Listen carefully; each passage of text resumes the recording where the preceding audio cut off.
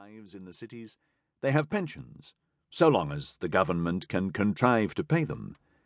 My wife Hilary and I came to visit this hillside village, staying in an Athenian friend's holiday house in 2006, and, seduced by the beauty of the sea below and the mountains behind, as well as the friendliness of the people, bought a house for ourselves. There were several for sale, in various stages of decay, as there had been since the 1970s, when a few German visitors acquired the more inaccessible houses and restored them. By the time we bought ours, the village population of about 300 was roughly 60% Greek and 40% foreign, mostly Germans, who had somehow, by their good manners and contribution to the prosperity of the village, redeemed their nation's reputation and earned the goodwill of people their fathers had crushed and persecuted. Our house, a traditional rectangular box with stone walls a metre thick, and its courtyard below and terraces above, were completely redesigned and rebuilt by a young architect, son of a Greek father and German mother. He employed and worked with local artisans, builder, plumber, electrician, carpenter, blacksmith, plasterers and decorators, and Albanian labourers to do the heavy work, and, contrary to all the bad stories about foreigners' houses never being finished and costing twice the original budget, finished the job in a year at the agreed price.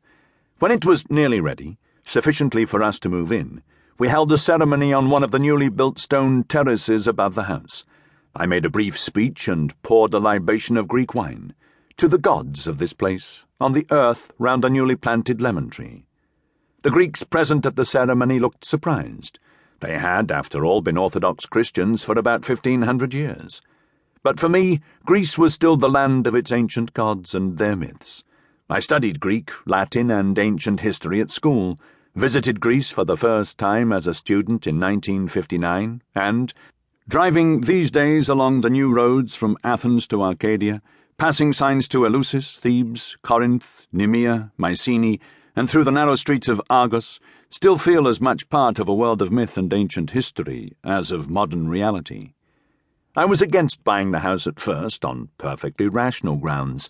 I disliked travelling and we didn't have enough money, but on a sudden instinct changed my mind overnight. When we got home to London and I unearthed the diary I kept on my first visit to Greece in 1959, I found an entry I had entirely forgotten. Over a drink at a cafe, my friends and I speculated about where we would be living when we were old, and I said I would be living in Greece. At that time I was under the spell of Lawrence Durrell's 4-volume novel, The Alexandria Quartet, and his travel books, and when I visited Greece again 3 years later, newly married to Hilary, we still had Durrell's Reflections on a Marine Venus in our rucksack.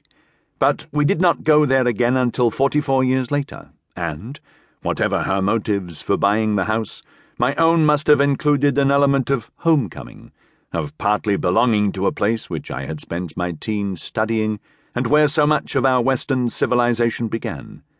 The ancient Greeks, after all, laid the foundations of our logic, philosophy, physics, chemistry, biology, medicine, astronomy, history, art, architecture, literature, drama, politics, and even religion, since the New Testament was written in Greek, and much of its story and teaching is Greek-inspired. Mine was probably the last generation to be educated in the classics as standard, and the last, therefore, to be on easy terms with the innumerable references to and recycling of the Greek myths in Western art, literature, drama, music, and opera.